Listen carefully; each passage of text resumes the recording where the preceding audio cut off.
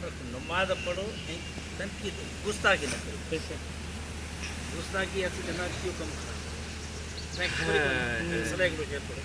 जो वक्त वने का सोच तू कर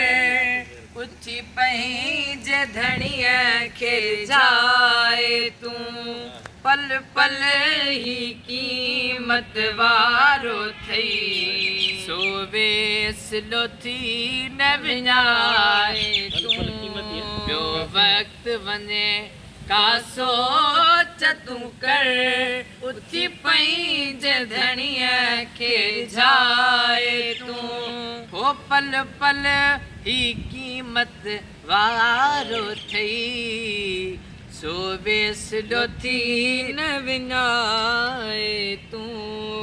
मालिक पियो हर बार सॾे पुठ ॾेई पियो वञी दर उन जो छॾे हू मालिक पियो हर बार सॾे पुठ ॾेई पियो वञी दर उन जो छॾे जंहिं प्यार लतो खे पैदा कयो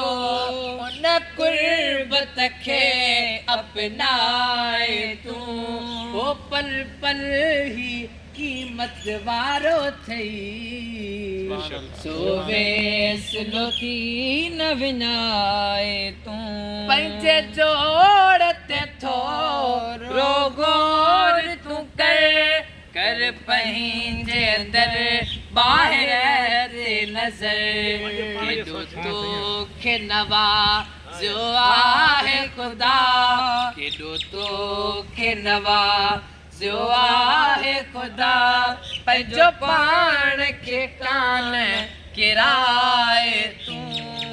ओ पल पल ही कीमत वारो थई सो वेसलो थी न विञाए तू वरी नेठ गिता खा हलणो हली पेश धणीअ वटि थियणो हो वरी नेठ गिता खा हलणो हली पेश धणीअ वटि थियणो उन लाइ तयार तू पाण खे कर उथी सबर सुठो को ठाए तू पल पल ही कीमत वारो थई सो वेसलो थी न विञाए तू वड़वालीअ खे दावा थी कया एहसान सभई से विसरी वया अॼु दुनिया ला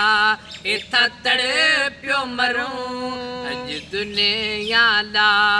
एथा तड़पियो मरूं कुझु ॻाल्हि सां ढाए तू पल पल ही कीमत वारो थई सो वेसलो थी न विञाए तू घुर माफ़ी पंहिंजे मालिक खां रोई यार रज़ा घुर खालिक खां महबूब मिठे जो वास्तो ॾेई खणी झोल पियो बाॾाए तू पल पल ही कीमत वारो थई सो वेसलो थी न विञाए तू अकबर तू शर्म सारीअ खे खणी वेह